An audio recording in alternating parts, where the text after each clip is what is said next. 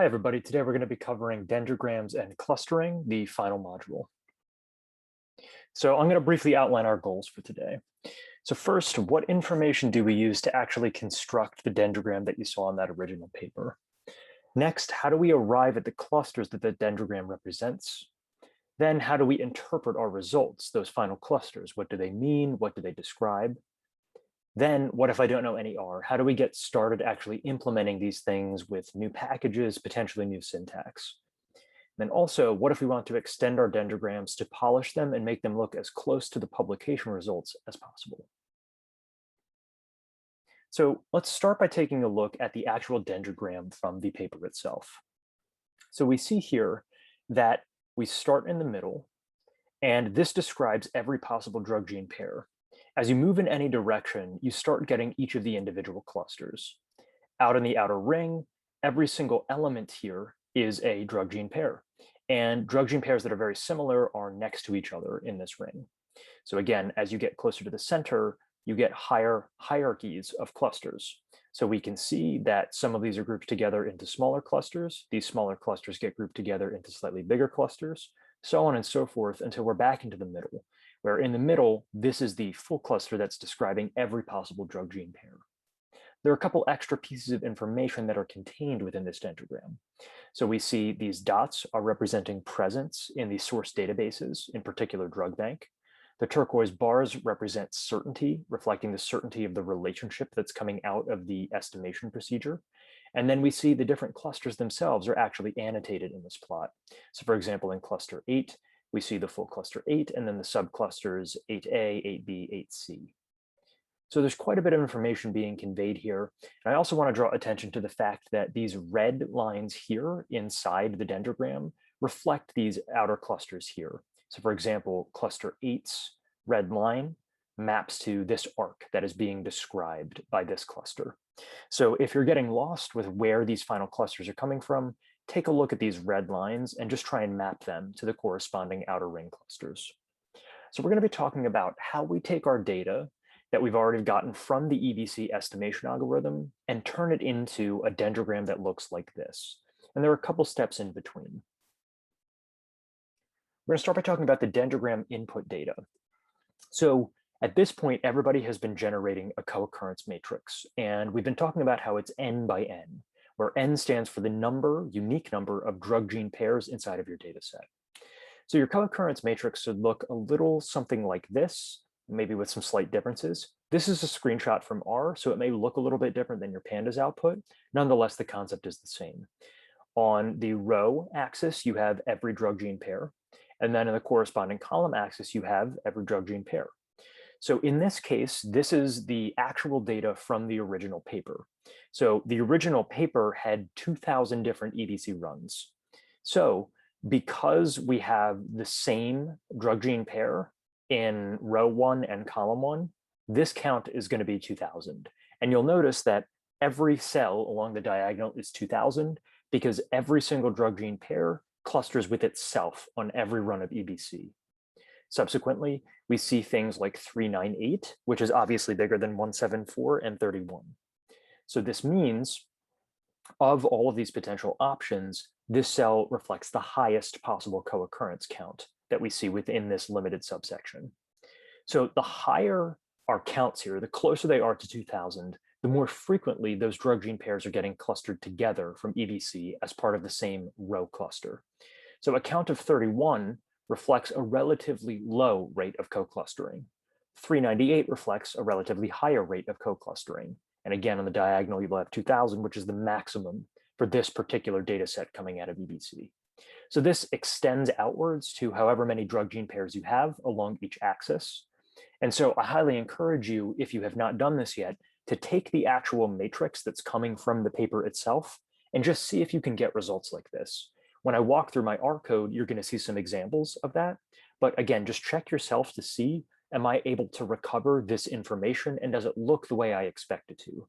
It's really important that your co-occurrence statistic matrix behaves as you expect. And by this, I mean along the diagonal, you have the maximum number of EBC runs that you actually ran. And then the rest of the counts are bounded in some reasonable range. We're going to shift gears a bit and talk about agglomerative clustering. So what this means is that you're starting with a set of data points. Now, something to point out is that I'm taking this from this particular PDF file, and this is from Jacob Bien, who actually created this process with his advisor at Stanford. And this is by far the best place that I have found to actually learn about minimax clustering in particular, as well as agglomerative clustering. So I recommend reading all of the slides here, and the subsequent content that I'm talking about comes from this slide deck.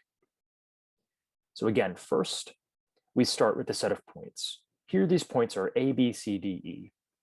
In agglomerative clustering, we pick the 2 points that are closest together by some distance metric or linkage. In this case, it is A and C. So we form our first cluster. We then proceed to the next step. In the subsequent step, D and E are the 2 points that are closest together. We then proceed to our next step. In this case, we're looping B in with A and C. So this is because B is closest to the A and C cluster. We thus form a new cluster here.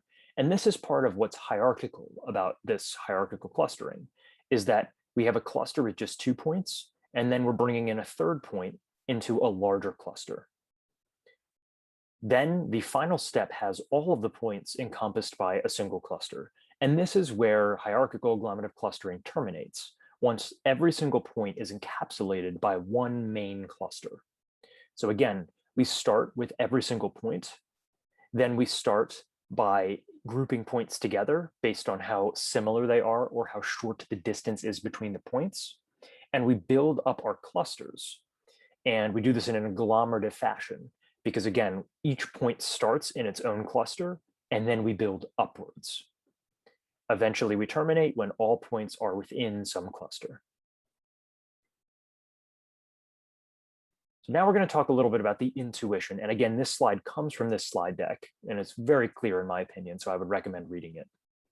So they state the approach in words is to start with each point in its own cluster, identify the closest 2 clusters and merge them, and repeat, and end when all points are in a single cluster. So we see here a visual representation of how this worked, where again, A and C began, then D and E were formed into a cluster, then B was brought in to the A and C cluster. So this is an alternative representation of the hierarchical component. We see this hierarchy here, where this cluster encompasses B, A, and C are themselves in a smaller cluster that co-locates A and C. Now I want to talk a little bit about the concept of cutting a tree. So again, this slide is coming from the slide deck, and they say to cut a tree at height h means to consider the clustering you would get if you stopped the algorithm the first time all clusters were more than h apart from each other. Now again, h is your actual distance. So I want to bring back your attention to the original paper where they discuss what the distance metric actually is. So they're using the co-occurrence statistics to create a correlation coefficient between drug gene pairs. They then take 1 minus the correlation coefficient to define the distance measure or dissimilarity measure. We're going to show what that looks like in the actual data when I demo this in R. But again, just think about h being the actual distance in terms of the correlation coefficients. So cutting a tree means to stop at some point before all of the points are labeled in that one main cluster. And what this gives you is a sort of more compressed version of the dendrogram. And for example, here, they're cutting at this particular h point. Again, this axis is measuring h, or the distance. So when they cut it here, we see that A, B, and C are in a cluster, and then D and E are in a cluster. Note that there is not that main cluster that encompasses all 5 points, only these 2 clusters, A, B, C, and D, E. So when you cut a tree, it means the total number of final clusters is less than if you just let the agglomerative clustering run outright until everything was encompassed by one global cluster. This can be very useful because it allows us to get different views of our data set. Now, I would consult the slide deck to see some examples of different views and what choosing different H cutoff points will result in visually when you take a look at your dendrogram. Cutting is very useful, and it's going to be something that we employ to get a more condensed form of our final trees. And there are some problems with the approach as we've currently described it. One issue is that visual interpretability plummets very quickly. Again, in that slide deck, they show an example of just basic vanilla hierarchical clustering, where it's basically impossible to see what all of the different elements are. And the reason being is that in medium to large data sets, the actual final leaves or nodes of the dendrogram are too dense and they contain too much information.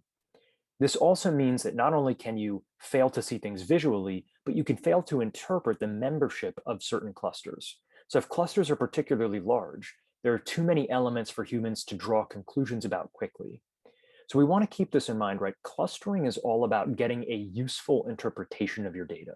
You want to figure out, how does your data segment in some kind of space, and what elements are similar to each other? That's at the heart of what clustering is what of your data elements are actually related to each other? And is there any hierarchy to that relationship? So dendrograms are the visual portrayal of hierarchical relationships across a data set. If you have clusters that have too many elements in them, it can be incredibly difficult to have an interpretable explanation for what that cluster represents. So we're faced with this problem. If there are too many data elements inside of a given cluster, how do we understand anything about it? Does it actually give us anything useful at all? This is why people use prototypical examples. And prototypical examples and prototypical clustering is one of the ways at which the authors of this algorithm decided to combat the aforementioned shortcomings of hierarchical clustering when done in just a basic vanilla fashion. The idea is, if we label each cluster via a single prototypical member or data point, we get interpretability. And I'll show you some reasons why labeling each cluster via a single example gives you that interpretability. The idea is we need a linkage or distance metric that optimizes for clusters well represented by single examples. So this is an important point. When you're doing any hierarchical clustering, you need to define what the distance is between your clusters to decide which clusters to merge together. In the construction of prototypical clustering or prototypical agglomerative clustering, they have defined this really interesting linkage metric that is going to be optimized so that when you actually define your cluster via a single example, it's giving you something very useful. This is what minimax linkage is designed to do. So here they give the mathematical definition of minimax linkage. And I'll give you a couple seconds here to read this equation and see if you can make sense of it.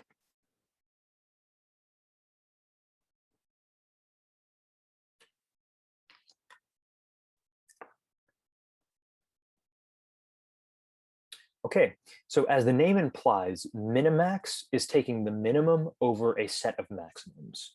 This is a common idea in machine learning and things like game theory. You may have heard of the minimax theorem. And in this case, what we're saying is we're trying to find a point whose farthest point is the closest.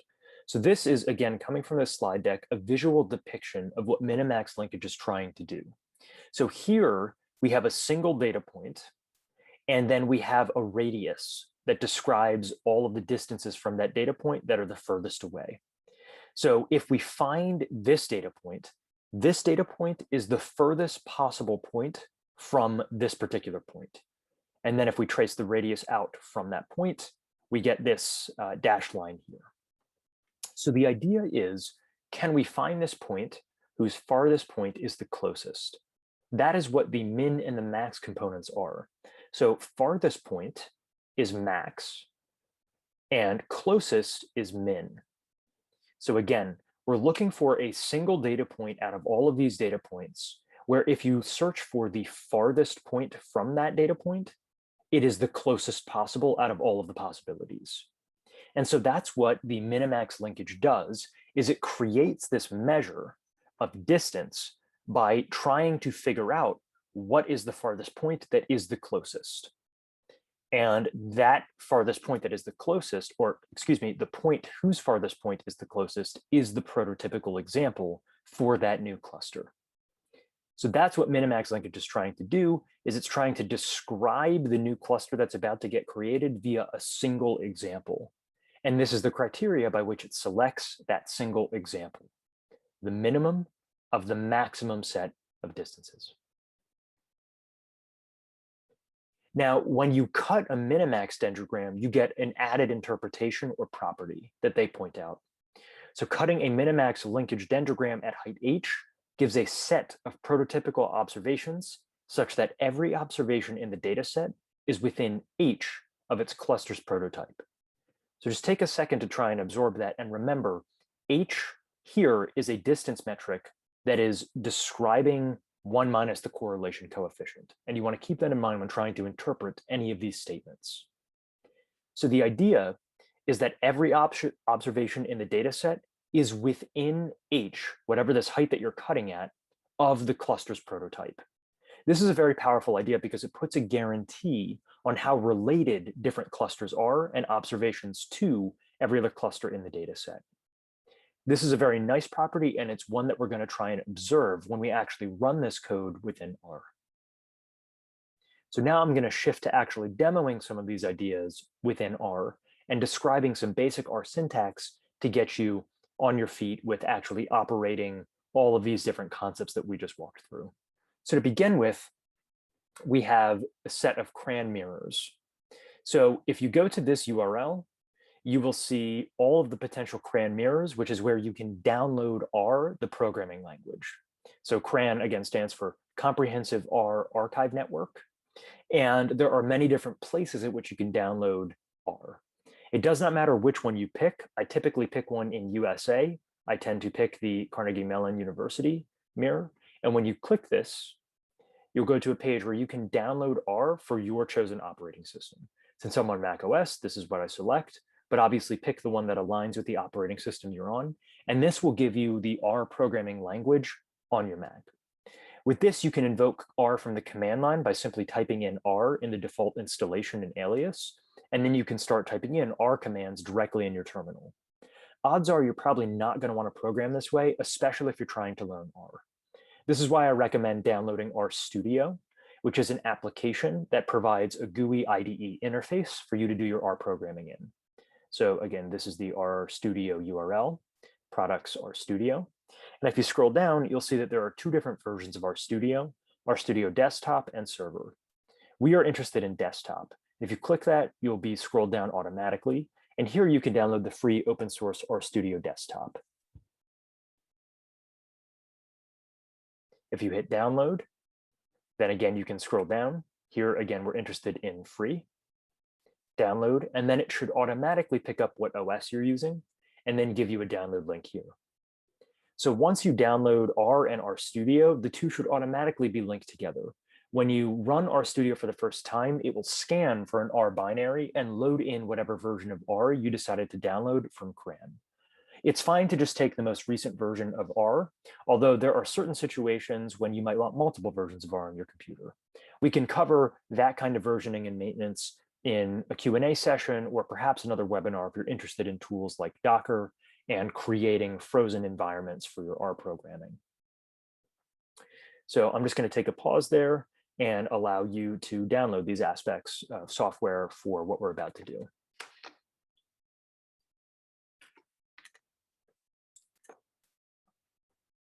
Okay.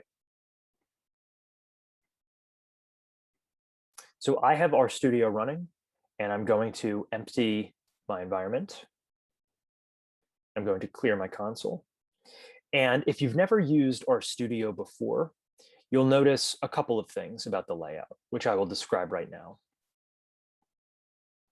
So here we have typically our file pane, where we can load different files and view different data objects. You can create a new file by going to File, New File, and I typically create R notebooks. R notebooks are analogous to Jupyter notebooks in that you can interweave markdown descriptions with your code chunks and see them in line 2. You can then render these notebooks as HTML or PDF files and share them with colleagues or host them in alternate places. So typically, by default, your markdown files would be suffixed with RMD. So when you create an R notebook, you will get an RMD file that you can then save. The file should appear in the top left by default. In the bottom left, you'll have the console. This is where you can type in commands. You also have access to an integrated terminal, as well as any running jobs that are occurring. In the top right, we see our object explorers. So here we have the environment, which shows any active data. So different objects, data frames, lists, etc. We have our history, different commands that we ran. We have our connections, which show different databases. And we have our Git pane, which shows us which files are ready to be committed. Are there any modifications? Have we added files? Do we have uncracked files, etc.? We can also do basic things like switch branches and commit directly from this pane, although I personally don't like using GUI interfaces for Git and prefer to do everything via command line. On the bottom right, we see our package list that shows which packages are currently installed into the system library and where they're installed. We can also install new packages by hitting install and then typing in the package name. For the work that we're going to be demoing, we're going to need several packages. These are data.table, as well as ape and protoclust. And you can see as I begin typing, there is autocomplete. All of these default options are fine for both the installation location repository, as well as the library location that you install to. Also make sure that this install dependencies is checked, particularly if you've never installed a package in R before, because this will ensure that all of the related dependencies come bundled with whatever package you choose to install. Here we have a file viewer, which allows us to see the structure of our directory, different plots that we create, and built-in help so that we can search functions and get basic syntax and argument lists for any function that we might be confused with. So that's the overall layout of RStudio. Another thing I'd like to point out is that I use something called R projects. R projects are basically supercharged directories that have some other added benefits as well. You can create a new project by going to File, New Project, and then you can create a new directory, New Project, and then name your project. I typically open them in new sessions and initialize a Git repository.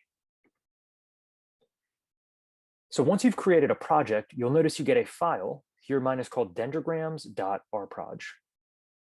So this is dendrograms rproj. This file, when you click it, will open up your project and make sure that your working directory is set to whatever your project directory is. This is one of the initial benefits of projects, is that it ties everything together to the same root directory and is a good organizational tool.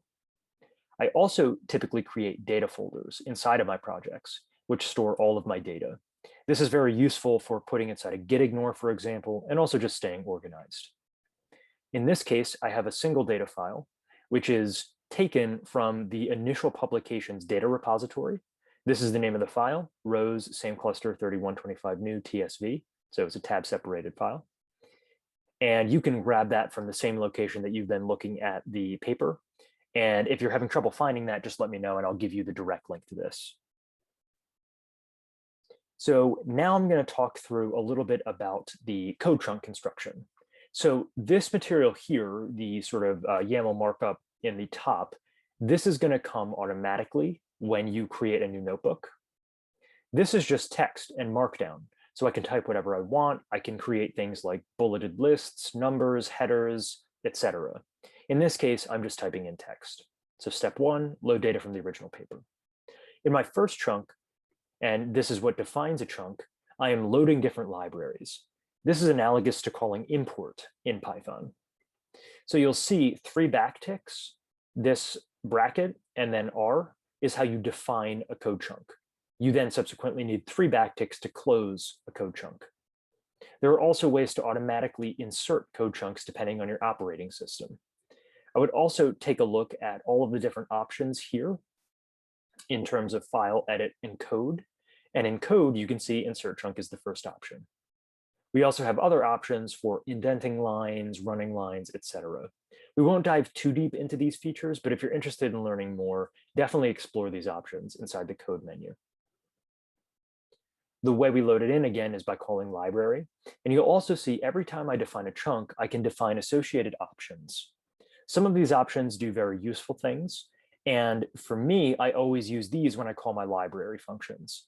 This is warning equals false and message equals false. This means when I render this notebook, I won't get any warning or message errors when I try and print out and create that HTML file. What can often happen when you load libraries is you get a ton of verbose output, and I want to suppress that output.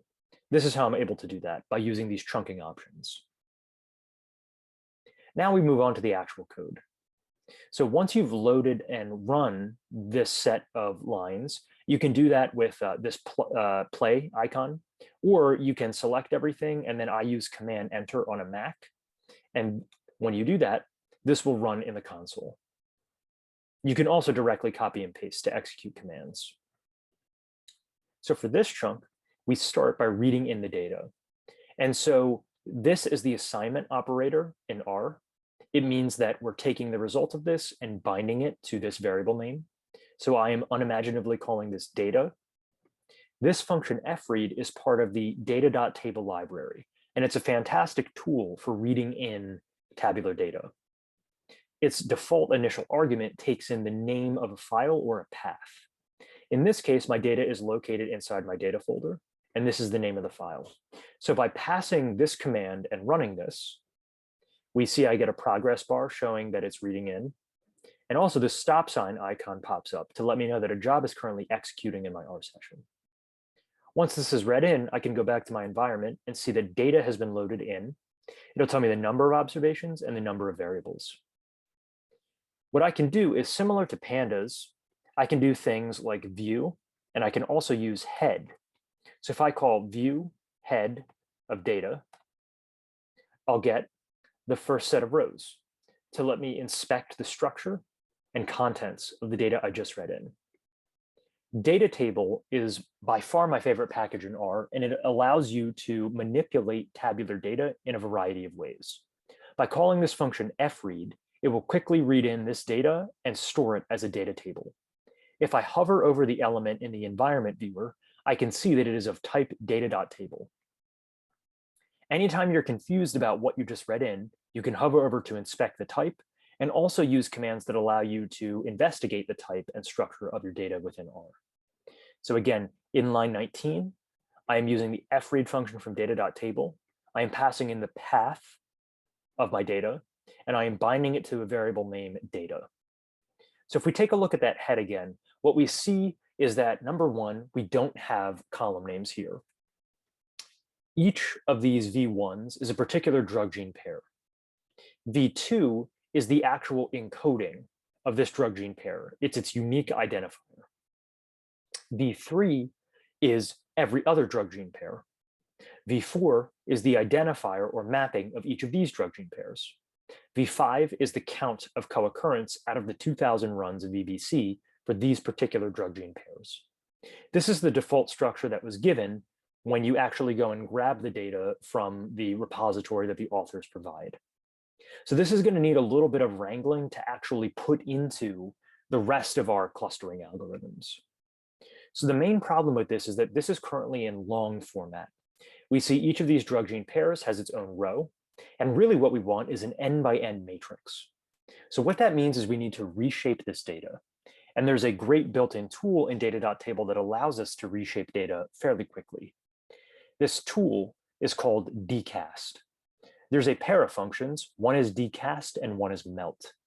Dcast covers reshaping from long to wide. So right now we have a long data frame. This long data frame, we want to spread out and make sure that all of these V3 drug gene pairs are actually their own columns. So this is called casting. It means we're going from long to wide.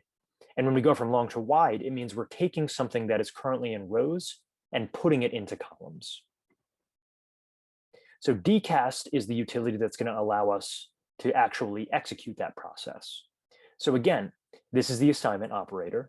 It means that I'm taking this result and binding it to the variable name casted data. I'm taking the dcast function from data.table, and the first argument is the data table that I'm actually casting. So because I already have this data that is in this data table called data, I'm putting that as my first argument. You then need to specify a formula, and the formula is a form left-hand side tilde right-hand side. Left-hand side corresponds to the rows. It's whatever variable you want to retain in the rows. The right-hand side is the variable you're trying to spread out into the columns. It can be more than one variable if you want multiple variables to go into the columns. In our case, we want V1 to be in the rows and V3 to be in the columns. If we take a look at our structure, we see V1 is already in rows. This looks fine, but V3 is also in rows.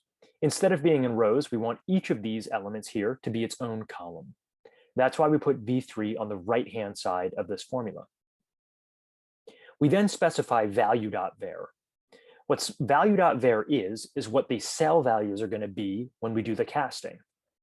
If we take a look at V5, this is the co-occurrence count between these particular drug gene pairs.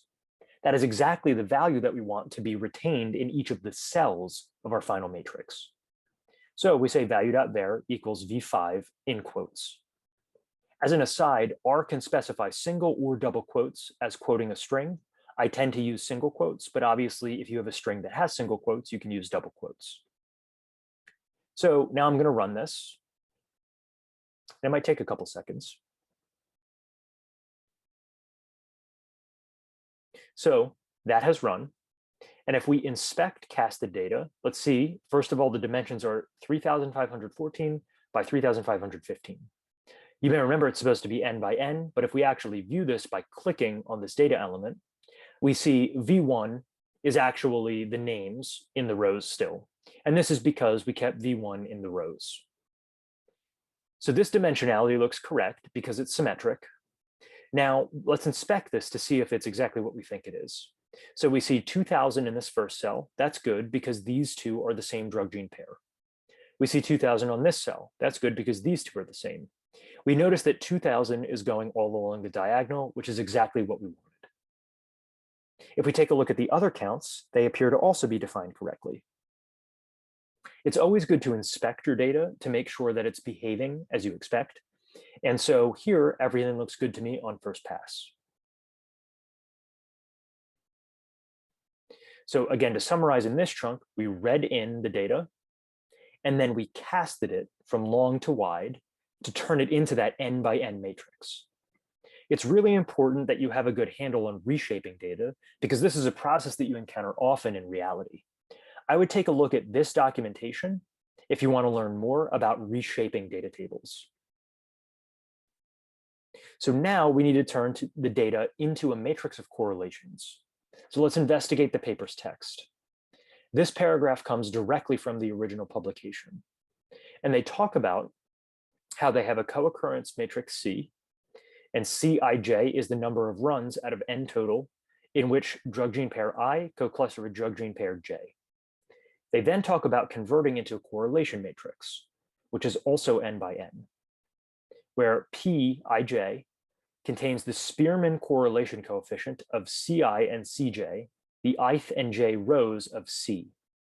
So as they point out, it's symmetric, so you can take either rows or columns into consideration. In this case, they used rows, and I am also going to do it with rows. So take a second and make sure that you understand why the dimensionality is the same and what this Cij actually means in terms of the correlation coefficients.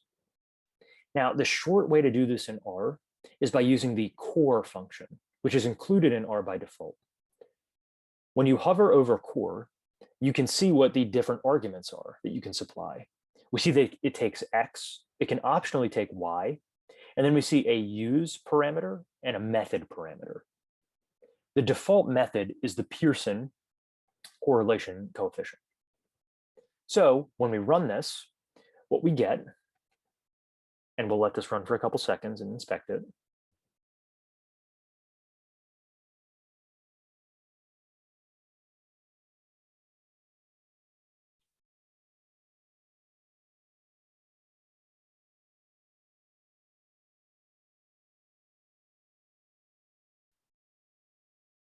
And again, this may take a while because it's computing the correlation of each row to every other row.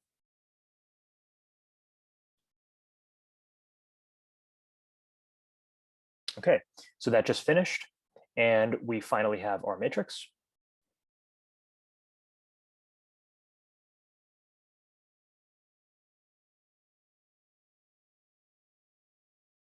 Okay, so when we're viewing this, we now see that the drug gene pairs are in the row names. They're not in the actual cells of our final matrix. Here, the column names are, again, the drug gene pairs. So let's take a look at this and see if it's what we expect. So we see the correlation between these two is 1.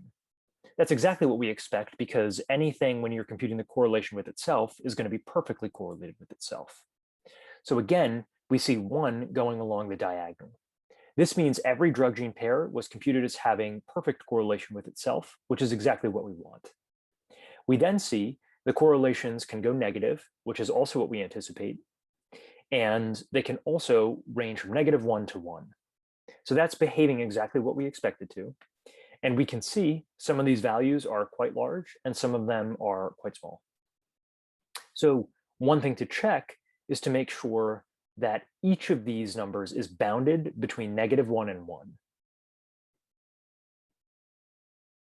Another check that we can do is to make sure that when we compute any individual sets of correlations, they align with the rest of that matrix that we were just looking at. So here, as an example, we see the second row and the fourth column. This is one drug gene pair here, and this is another drug gene pair here. And we see that their correlation is 0.61.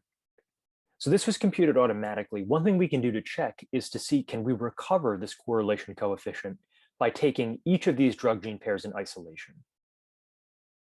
So first, what I'm going to do is I'm going to select the data for that first drug gene pair in question. And I'm going to assign it to variable A. So cast the data is the name of our new data set, and this is a data table. The way data tables work is that you can use brackets to then operate further. There are 3 ways that you can put argument calls into bracketed expressions in data tables. There is the I component, or row filters. There is the J component, or column expressions. And there is the by component, or the group by clauses. I highly recommend taking a look at the introductory data table vignette online if you want to learn more about these operations. Here, what I'm saying is that V1 must be equal to this string. To check for equality, you can use the double equal sign. What this means is that I'm filtering this data set to ensure that the first variable name is equal to this string. I'm then taking between the second column up through n calls of casted data. What this means is I'm chopping off that first column, that's just the names of the drug gene pairs, and instead I'm getting all of my counts. So again, I'm going from 2 to n call of casted data. One thing that you want to be mindful of is that R is not 0 index like Python is, so indices start at 1. So if I go from 2 through n call of casted data, I get everything except that first column of drug gene names. I do the equivalent operation, but in this time, I filter for this drug gene pair. So I'm going to go ahead and run these 2 lines, A and B, and now each of A and B is one particular set of co-occurrence counts. Now, if I compute the correlation between the 2, I see 0.61087, which if I check this, it's exactly the same. So this is just another way of validating, did this correlation call give me what I want it to? This is a pattern that you want to get used to, where you break down a larger computation into smaller elements to check, did a local computation that is part of this larger computation actually work? In this case, it does look like it works. Now, in the paper, they specify that the way they compute a distance metric is by taking 1 minus the correlation coefficient. This makes intuitive sense because a correlation coefficient is measuring similarity. If you wanted to measure distance, you should kind of invert that in a sense and take 1 minus the correlation coefficient. This means if your correlation coefficient is 1, then the distance is going to be 0. That's exactly what you want, because if the correlation coefficient is 1, it means that the 2 different vectors or points are identical. So just think about that for a second and make sure that intuition makes sense. This is how I'm able to take a constant and subtract from every element that constant. So if I investigate input,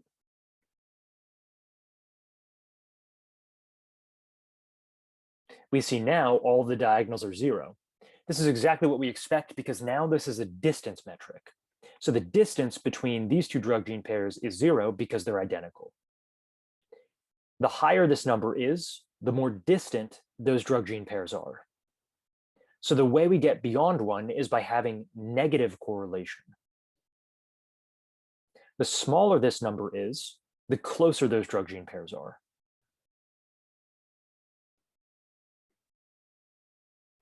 Now that we have this distance input data frame, we can go and commence with clustering using minimax linkage. So here's the way you actually use protoclust in R. It's dead simple. All you need is the protoclust function, which again, you can install here by going to Packages, Install, and then protoclust. And here I'm going to do verb equals true to have verbose printing as this algorithm runs. So we can see it's printing out. It's printing out when it merges things together and creates a new higher level cluster. And if I had done verb equals F or false, none of this would have printed. So logicals in R, you can typically use as T or F. Okay, so clusters is done. This process has finished running. And what we see is that we have a new element in our environment, but it's a list. So lists in R are similar to lists in Python in that they can contain arbitrarily nested data elements inside. So a list can have other lists inside of it. It can have data frames or data tables. It can have strings, etc. If we click in, we see of what type this is. So this is of type protoclust and hclust. And we see lots of different objects here. We don't need to worry about all of these objects, but just know that the information contained in this list is what allows us to create our final dendrograms. So K is going to allow us to create a certain number of clusters or cap the number of clusters we have. So in the original paper, there were 20-some clusters. So here I'm doing K gets 23. I then create an object called cut, and I use the proto-cut function from the protoclust package. This is going to do that cutting idea that I talked about in my previous slides. I define n as n row of input to make sure that the n that I put inside of here corresponds to the total number of drug gene pairs that I'm working with.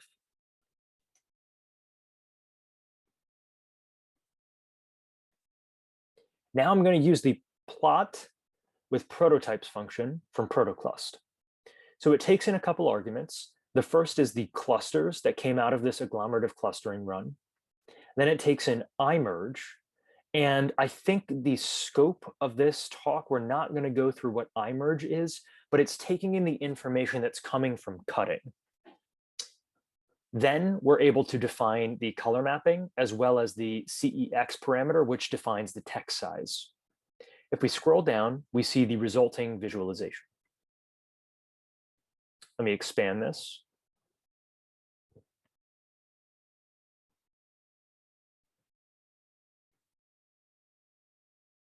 And sorry, my computer is lagging. Just give me a second. Cool. So what this visualization shows, oh, let me move it a little to the right, is this axis is the height. And again, remember, height is a distance metric. Each of these below here is a particular drug gene pair, and they are grouped into hierarchical clusters. At the very top is the all-inclusive cluster, and at the very bottom are individual drug gene pairs. The benefit of using this function is that each of the prototypical examples gets labeled on the plot. So I want to draw your attention to the right-hand side, where we see a set of a few prototypical examples. We see one here, here, and here. So this is a way that you can try and see is your algorithm converging on an interpretable result. This is one of the aspects of prototypical clustering that's very beneficial, is that by getting these prototypical labels, we can immediately ask ourselves, do these clusters make some sort of biomedical sense? Now, if we look at the different cluster labels here, I can tell you that this is related to inhibition. So you can look up these different drug gene pairs and see that they are overwhelmingly involved with the inhibition relationship. So it seems like this clustering procedure is creating at least something useful by looking here. I highly encourage you to look at other drug gene pairs and see, are these making sense? Are we seeing something that we don't expect? What's going on with the relationships in terms of the hierarchical structure, etc. So this information is similar to what's in the final dendrogram, except it's not in that radial view. It doesn't have the fan out or circular perspective on it. That's okay. This is still a very useful visual, but we want to get towards that final visual. So one of the ways to do that is by using the ape package in R. So ape is another package that you have to install and then load using the library call. And I also highly, highly recommend taking a look at this URL, which is going to break down in great depth some of the ways at which you can create custom ape plots. So here I'm going to draw the visual first.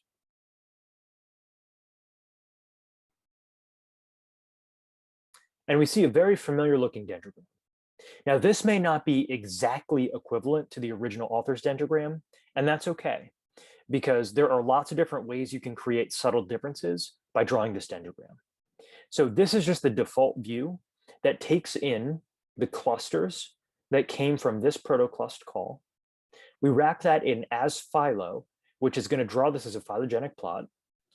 We wrap that in this plotting function, which is actually going to create the visual itself. The CEX parameter defines the text size. The type equals fan draws this in this circular fan shape. And I'm saying show tip label equals false, or F, because I don't want to see each drug gene pair label here. Now, the question you may be asking is, how do we then get this to look like the dendrogram from the original paper? So I would take a look at this URL, and I have this URL open, and they actually show some of the ways in which you can overlay radial information on top of the dendrogram. So this should immediately be looking familiar. And you may remember the turquoise bars, which reflect the certainty of the relationships, and also the blue and orange dots, which reflect presence inside of drug bank. So you can take this motivating example and try and overlay that set of information if you align that information. By align that information, I mean that you need to have all of your drug gene pairs in the same order that is going into your clustering, and ensure that you also have all of the drug bank coverage in the same order. Once you have those variables, you can then map these things in concentric circles such that one of these rings will correspond to the turquoise bars, and another ring will correspond to the indicator presence of whether or not that drug gene pair was in drug bank. So with those tools combined, you'll be able to make visuals close to the same quality of the original publication. Don't stress too hard about making it look picture perfect, because I guarantee you they put a ton of time and effort in preparing that visual. The idea is to try and relay the same information that that visual contained. And so hopefully this gives you the set of tools necessary to be able to do that. Once you have this dendrogram, it means that you're pretty much at the home stretch. If you can then overlay the indicators of drug bank and the turquoise bars, which reflect the certainty, it will then mean that you're conveying basically the same sets of information. I then implore you to go back not only to this visualization, but the previous one, the plot with prototypes 1, and just ask yourselves, are we seeing clusters that are similar to the original paper? One of them was inhibition. And again, these are the 3 drug gene pairs that I found that are all inhibition relationships. But ask yourself, can you find examples of other clusters and draw attention to those? This is really about making sure you understand how you actually get those final clusters. So hopefully this was a good motivating example. Looking forward to chatting with you guys if you have any questions. And again, I know that for some of you, this is the first time you've ever run R code. So let me know if something is particularly confusing. For example, I'm just now realizing that you will probably have no idea what this $ operator is. This is basically an extraction operator. It means to take the height object from the clusters object. If we look at clusters, we see that height is one of the subcomponents of clusters. So by using this $, we can extract the height component. So that's an example of something that you probably would have no intuition for if you've not used R before. So if any of this is looking strange, please let me know. Again, for example, I'm just now realizing I skipped over this, where T is the transpose operator. It takes in a vector and then transposes that vector. So if you have any remaining questions about syntax, try and replicate my code first and see if you can read the R documentation for what you don't understand. But if you still don't quite understand how a piece of syntax works, we can walk through it in real time. Looking forward to chatting, and I'll talk to you guys soon.